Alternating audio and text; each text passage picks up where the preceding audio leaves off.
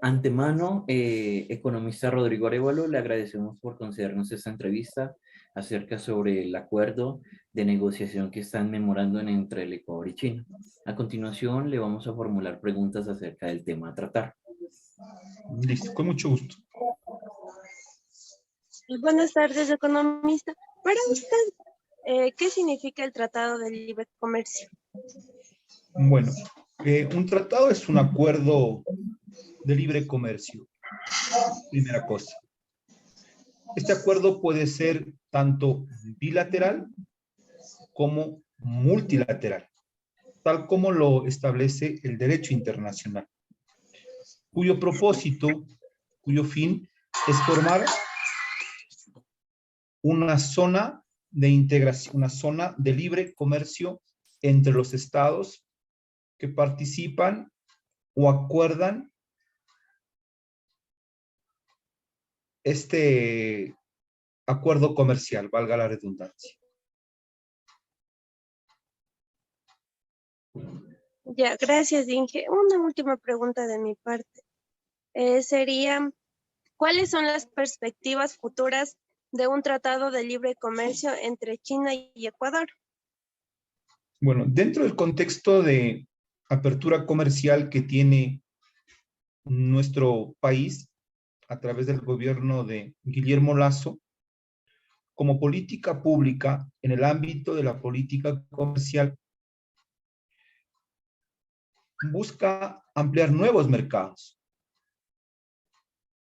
Estamos siendo testigos se establece que ya para el primer semestre de este año ya se tendrá listo un tratado de libre comercio con la Alianza del Pacífico. ¿Sí?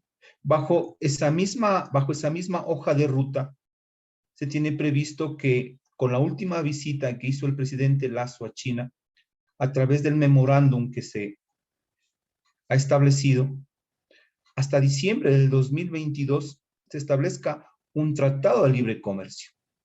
Es decir, siempre en este tipo de acuerdos debe de primar la decisión política, que por el momento hay esa decisión política de crear un acercamiento comercial que libere el ingreso de bienes y servicios bajo un tratamiento preferencial. Entonces, bajo esa perspectiva, yo avisoro el mejor de los escenarios en función de que existe una actitud política por parte del gobernante de turno, que en este caso para Ecuador es Guillermo Lasso. Gracias.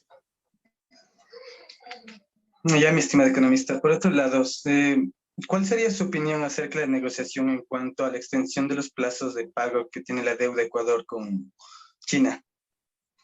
Ese es otro tema, ¿no? Que también estuvo en la mesa de discusión y que también fue parte de la agenda de la visita que tuvo el presidente Lasso en China. Recordar que en el último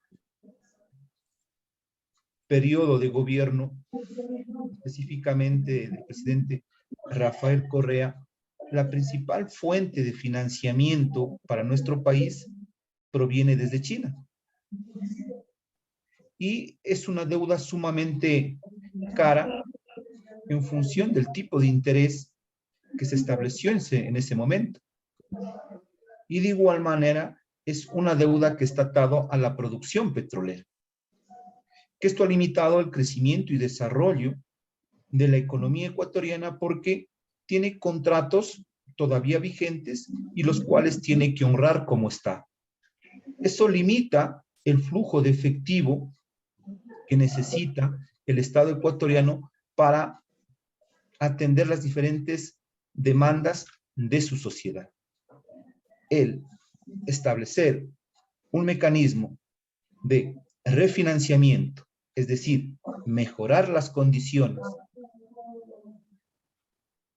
de la deuda que tenemos con China, podría ser muy beneficioso porque liberaría recursos, además permitiría extender plazos y de igual manera permitiría replantear el valor de los intereses, que dentro de un mercado internacional estamos hablando que son intereses sumamente altos. Muchas gracias, economista.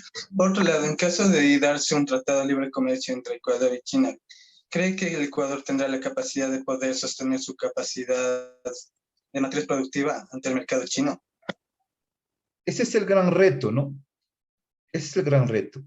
Como antecedente, si ustedes recuerdan, en el gobierno de Rafael Correa, mucho se habló del cambio de la matriz productiva. Se destinaron muchos recursos para ese propósito, pero que solamente quedaron en muy buenas intenciones y en muchos casos despilfarro de recursos del Estado.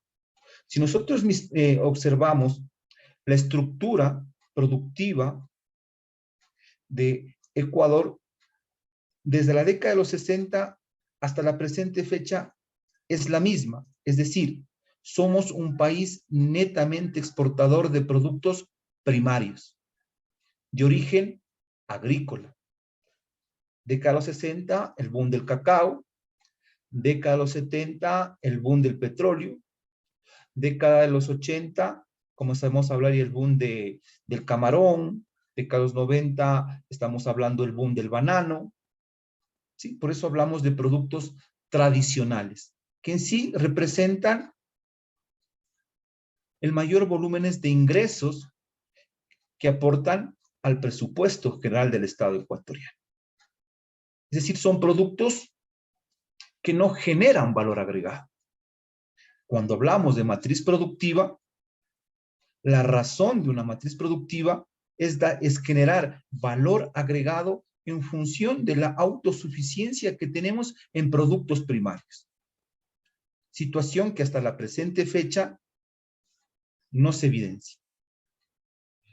Y ese es el gran reto que asume el Estado de cuantificar si realmente nuestra matriz productiva está preparada para recibir y poder competir en igualdad de términos con una de las principales potencias comerciales, es decir, con China, que representa actualmente la primera potencia comercial dentro de la economía global. Una economía altamente industrializada, una economía altamente tecnificada. Entonces, ¿qué tenemos para ofrecer? Uno de los temas que se evidenció, se indicaba de que nosotros, como argumento, el gobierno de Lasso indicaba de que tenemos una sobreoferta de producción de pitahaya. ¿Qué producto es? Es un producto primario. ¿Cómo se comercializa? Se comercializa en estado bruto. No es que se está generando valor agregado o una cadena de valor. Claro que tendríamos la posibilidad de que a esa mayor oferta que tenemos de producción en nuestro país sea cubierta por la demanda, en este caso, de China, al ser uno de los principales mercados. Pero eso no es sostenible a largo plazo. Lo sostenible a largo plazo es que tengamos la capacidad de generar valor agregado. Es decir, que nuestro aparato productivo sea altamente, primero, productivo, y que esa productividad le permita ser competitivo, aprovechando sus ventajas comparativas, es decir, su mayor nivel de especialización. Abrirse al mundo sin ningún tipo de protección, más aún sabiendo que somos muy deficientes en la exportación de productos secundarios o de productos terciarios, puede ser muy complicado para la economía ecuatoriana. ¿Sí? Entonces, ahí está el reto que tienen que asumir las autoridades de turno en función del fortalecimiento de su aparato productivo para que pueda ser competitivo y saque el mayor provecho en este tipo de acuerdos que permiten un mayor dinamismo comercial. Muchas gracias, estimado economista. Sinceramente han sido respuestas muy claras. Listo, espero haberles ayudado en sus interrogantes.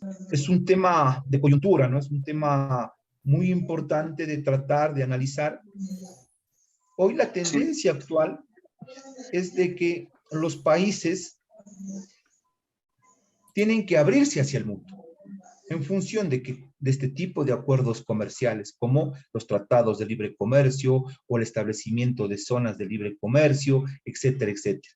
Pero también es cierto que tiene que hacerlo considerando la situación real de su aparato productivo, es decir, la situación real de su industria, para que pueda competir. Porque si no, ¿sí? Sabemos que un escenario de mercado donde convergen oferentes y demandantes, siempre el cliente va a tomar la mejor elección en función de precio y calidad, indistintamente del origen o nacionalidad. Ahí no cabe el patriotismo, no, sino cabe satisfacer una necesidad en función de un precio y una calidad. Y ha habido muchos casos en países que se han abierto hacia el mundo, pero que no han considerado el fortalecimiento de su aparato productivo, y son países netamente importadores. ¿Sí? Netamente importadores. Las pequeñas y medianas empresas que existían, como no pudieron competir, fueron absorbidas por las grandes empresas. Recordar que los acuerdos comerciales, en cierto modo, benefician a los países de mayor crecimiento y desarrollo económico. Favorecen a las empresas multinacionales o transnacionales que son agentes económicos que tienen esa capacidad desde el ámbito de capital, infraestructura, tecnología, talento humano, financiamiento. Entonces, para ellos siempre les va a resultar más fácil aprovechar estos grandes mercados que se liberan dentro de esos territorios.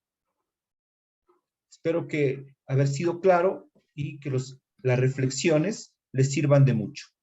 Economista, muchas gracias por la aclaración. Realmente palabras muy entendibles y comprendibles sobre la situación de este tratado. Para terminar y culminar esta entrevista, economista, nos gustaría poder hacerle la última pregunta. Economista, al darse este tratado de libre comercio entre Ecuador y China, ¿cuáles serían los puntos más importantes que se deberían tratar y qué se debería tener en ese acuerdo para que el Ecuador tenga esa ventaja comparativa de que usted nos está hablando? Primero tiene que ser un acuerdo en función de nuestras propias realidades, ¿no? ¿Sí? Que debe de primar, proteger a la industria nacional. ¿Sí? Eso es lo básico, proteger a la industria nacional. Para ello, en verdad, si nosotros miramos, pongamos el ejemplo del acuerdo multipartes que está vigente desde el 2017 entre Ecuador y la Unión Europea. Fue fundamental las diferentes mesas de negociación. Entonces, cada una de las mesas, que representa a diferentes sectores o actividades, no tienen el mismo tratamiento porque son diferentes realidades. En algunas mesas somos altamente especializados, en otras mesas somos muy dependientes de productos de importación. Entonces, ya depende de la capacidad. Uno de los elementos es la capacidad de negociación del Estado frente a la realidad propia versus la realidad de una economía de primer mundo, de la economía de mayor desarrollo y crecimiento. Recordar que China es una de las economías que representa el mercado más grande del mundo. Recordar que el comercio es recíproco, es decir, es en dos vías, ingreso y salida de bienes o servicios. Entonces tenemos que ser muy cautos para proteger a sectores que son muy sensibles, por ejemplo, sectores como la agricultura, sectores como la ganadería, que son sectores muy sensibles. Imagínense ustedes Gran parte de la población de nuestro país se dedica a la agricultura. Hablemos de la región interandina. Sí, ustedes son de, me imagino algunos son de ese sector, hablemos de la provincia de Chimborazo, de la provincia de Cotopaxi, de la provincia de Tungurahua, ¿sí? Cuya principal fuente o actividad económica es la agricultura. Pero todavía lo hacen en funciones de actividades tradicionales, ¿sí? No es que se manejan economías de escala o estandarización de productos, ¿sí? Sino todavía se lo hace bajo esos parámetros, ¿verdad?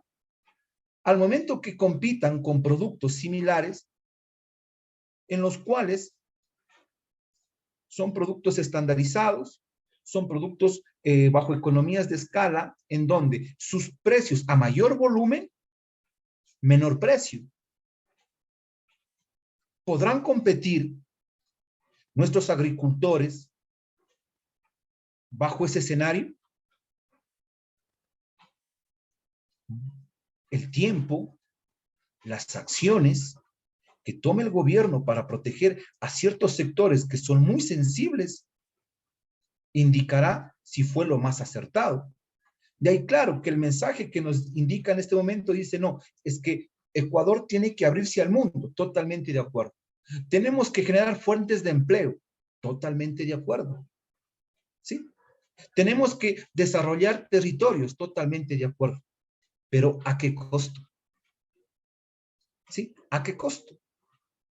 Entonces, ustedes pueden observar muchos países que han seguido por esa misma línea, que sin considerar sus propias realidades, muy pocas de las empresas nacionales han desaparecido porque no han podido competir. ¿Sí? No han estado preparados para competir. Entonces, las políticas públicas en este sentido son las que van a fortalecer y las que deben de apoyar a estas empresas que están dispuestas a asumir este gran riesgo, mejorando nuestros niveles de productividad, mejorando nuestros niveles de competitividad, aprovechando el mayor nivel de desarrollo a través de nuestras ventajas comparativas, es decir, nuestra especialización, mejorando el acceso al crédito, ¿sí? Porque es fundamental el acceso al crédito, pero un crédito que sea accesible, que sea barato y que no sea burocrático.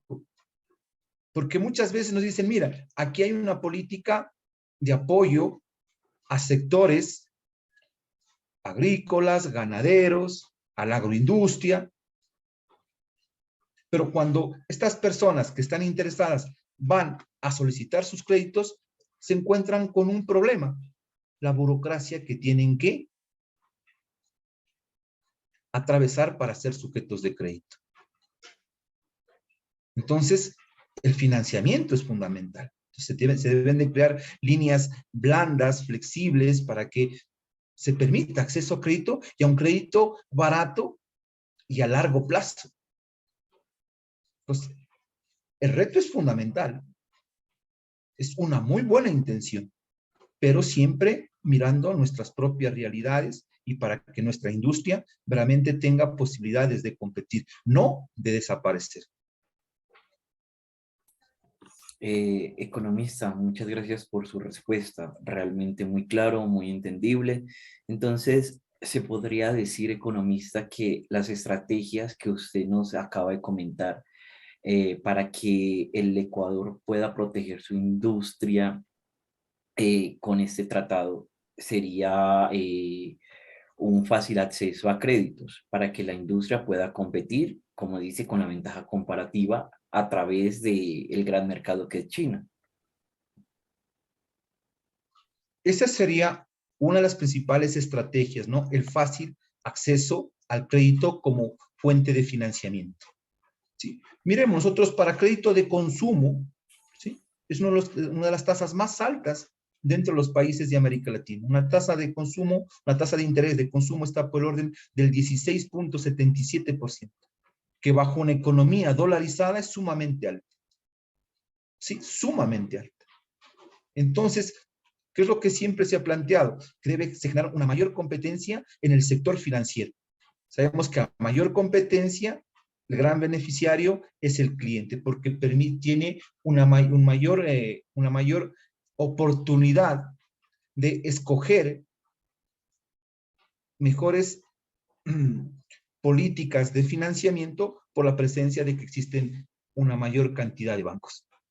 ¿Sí? Entonces, esa sería una estrategia, es decir, abaratar el crédito. ¿Sí? Segundo sería potencializar todo lo que tiene que ver con infraestructura. Todo lo que tiene que ver con infraestructura. Es otro elemento importante, es decir, incorporar tecnología de punta a los diferentes procesos que nos permitan una automatización, es decir, mejorar nuestros niveles de productividad para poder competir, porque si seguimos manteniendo nuestros niveles de productividad, que son sumamente altos en relación de que incorporamos mayor tiempo en la producción de menos productos, eso encarece un producto final. Lo ideal es de que incorporemos cada vez menos tiempo y mayor número de productos elaborados. De igual manera, se me fue, aquí está la idea, se me fue, déjenme recordar. Sí, eso serían estrategias que, otra cosa, hay que considerar también de que nosotros al estar dolarizados, no tenemos soberanía en el diseño de políticas monetarias y cambiarias. ¿Esto qué implica? Cuando se producen diferentes shocks externos, nuestro sector externo es sumamente vulnerable. Normalmente, cuando los países tienen su propia soberanía en lo que es el diseño de políticas monetarias y cambiarias bajo esos escenarios, para proteger a su sector externo, establecen medidas de devaluación de su moneda, para abaratar las exportaciones y para encarecer sus importaciones. Nosotros, desde el 2000, como política monetaria y cambiaria a través del Banco Central del Ecuador, no lo podemos hacer, porque el dólar no es nuestra propia moneda. ¿Sí? Nosotros estamos utilizando una moneda de un país tercero, en este caso es Estados Unidos. Entonces hay que también considerar ese elemento que es fundamental, que es trascendental. Economista, realmente muy entendible sus respuestas, muy claras, muy comprensibles y muy acertadas en la situación que estamos viviendo ahora con este tratado. Economista, le agradecemos por su tiempo, por sus respuestas muy valoradas. Muchas gracias por estar aquí con nosotros y explicarnos acerca de este tratado. Le agradecemos mucho.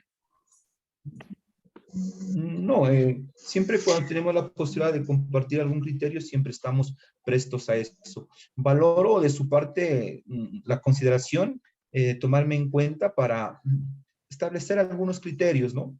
Que son muy importantes, que ustedes como estudiantes dentro de un proceso de formación deben de tenerlos, ¿sí? Por eso es importante estar actualizado, ¿sí? Estar actualizado para tener verdaderos juicios de valor que les permitan comprender si verdaderamente esas acciones corresponden tomarlas, si realmente estos nuevos desafíos se convierten en nuevas oportunidades viables o a su vez pueden ser perjudiciales para algunos sectores de nuestra economía. Sí, un gusto, cuídense mucho, pues sí, que pasen muy bien, ¿no? Muchas gracias.